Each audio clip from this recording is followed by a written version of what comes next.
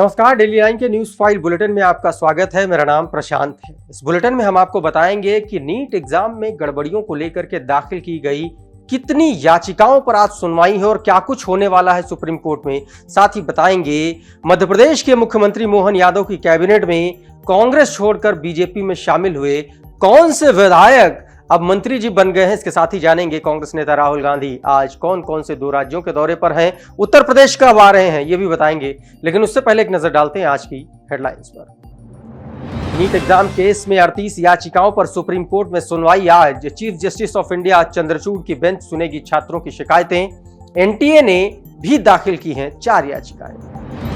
मध्य प्रदेश में डॉक्टर मोहन यादव की कैबिनेट का हुआ विस्तार। कांग्रेस छोड़कर बीजेपी में शामिल हुए रामनिवास रावत ने ली मंत्री पद की शपथ। समारोह में मुख्यमंत्री समेत कई मंत्री हुए शामिल।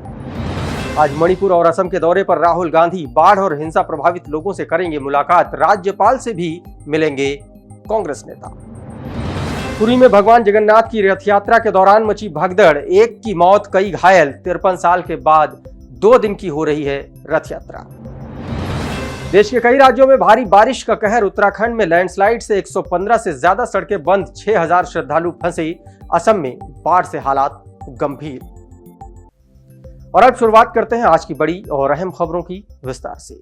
नीट यूजी एग्जाम में गड़बड़ियों की शिकायतों पर सुप्रीम कोर्ट में आज सुनवाई है। सुप्रीम कोर्ट कुल 38 याचिकाओं पर सुनवाई करेगी। इनमें से 34 याचिकाएं स्टूडेंट्स, टीचर्स और कोचिंग इंस्टीट्यूट्स की हैं। वहीं 4 याचिकाएं नेशनल टेस्टिंग एजेंसी यानी कि एनटीए की ओर से लगाई गई हैं। इन याचिकाओं पर chief justice of India DY Chandrachud, justice Manoj Mishra और जस्टिस जेबी पारदीवाला की डिवीजन बेंच सुनवाई करेगी।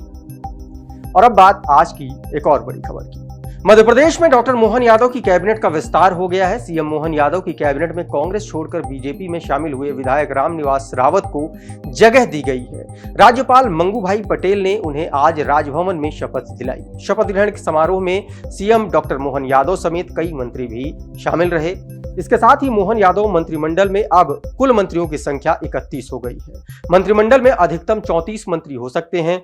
ऐसे में 3 पद अभी भी खाली हैं। वहीं मंत्री बनने के बाद रावत विधायक पद से अपना इस्तीफा विधानसभा अध्यक्ष को सौंप सकते हैं। इसके बाद उनकी विधानसभा सीट विजयपुर पर दोबारा चुनाव होगा। और अब बात करते हैं आज की अगली बड़ी खबर की। और आज की अगली बड़ी खबर राहुल गांधी की मणिपुर और असम यात्रा से जुड़ी हुई है। तो कांग्रेस नेता राहुल गांधी आज मणिपुर और असम के दौरे पर हैं। इस दौरान वो दोनों ही राज्यों के अलग अलग जिलों में हिंसा और बाढ़ प्रभावित लोगों से मुलाकात करेंगे। जानकारी के मुताबिक राहुल गांधी पहले असम के सिलचर जाएंगे, फिर वहां से जिरीबाम पहुंचेंगे। असम विजिट के दौरान राहुल लखीमपुर में बाढ़ राहत शिविर जाएंगे और लोगों से बातचीत करेंगे। इसके साथ ही राहुल मणिपुर भी जाएंगे। बता दें कि मई 2023 में हिंसा शुरू होने के बाद मणिपुर की राहुल की ये तीसरी यात्रा है।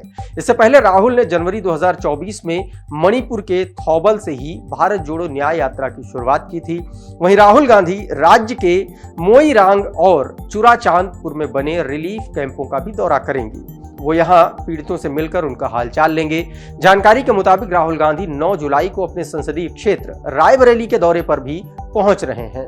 लोकसभा चुनाव जीतने के बाद ये उनका दूसरा दौरा होगा।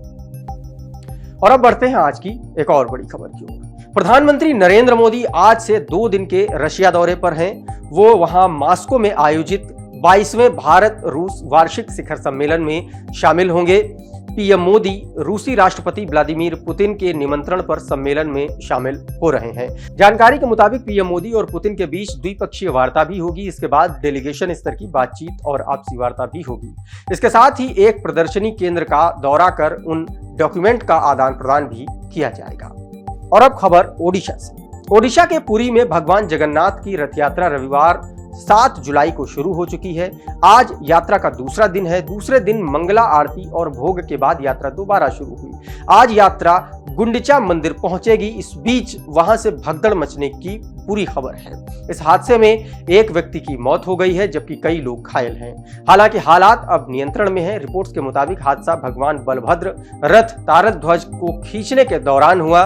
इससे पहले रविवार को शाम 5 बजे के बाद शुरू हुई रथ यात्रा सूर्यास्त के साथ ही रोक दी गई थी। इस बीच भगवान जगन्नाथ का रथ सिर्फ 5 मीटर ही आगे बढ़ सका। बता दें कि पिछले 53 साल के बाद इस बार भगवान जगन्नाथ की रथ यात्रा 2 दिन की हो रही है। इससे पहले 1971 में रथ यात्रा 2 दिन की हुई थी। लाखों की संख्या में भक्त इस रथ यात्रा में शामिल हो रहे हैं। और अब बात आज की आखिरी बड़ी खबर की। देश के सभी राज्यों में भारी बारिश हो रही है। कई राज्य बाढ़ की चपेट में हैं। उत्तराखंड में पिछले 4 दिनों से जारी तेज बारिश के चलते लैंडस्लाइड की कई जगह से खबरें आई हैं, जिसके चलते केदारनाथ बद्रीनाथ हाईवे समेत 115 से ज्यादा उत्तराखंड की सड़कों को बंद कर दिया गया है, जिसमें 4 धाम यात्रा भी रोकी गई। इसके चलते करीब 6000 श्रद्धालु फंस गए हैं। वहीं मौसम विभाग ने आज 11 राज्यों में भारी बारिश का अलर्ट जारी किया है, जिसमें उत्तर प्रदेश, बिहार, उत्तराखंड समेत कई राज्य शामिल हैं। दूसरी तरफ मुंबई में रविवार देर रात से आज सुबह तक तेज बारिश हुई। यहां 6 घंटे में करीब 300 मिलीमीटर से ज्यादा बारिश दर्ज की गई, जिससे यहां के निचले इलाकों में पानी भर गया। वहीं असम में बाढ़ से हालात लगातार गंभीर हैं। रविवार को बाढ़ में 8 और लोगों की जान चली गई। इसके साथ ही राज्य में मरने वालों की संख्या बढ़कर 78 हो गई। आज के मॉर्निंग के इस न्यूज फाइल के बुलेटिन में फिलहाल इतना ही, लेकिन आप बने रहिए डेली लाइन के साथ।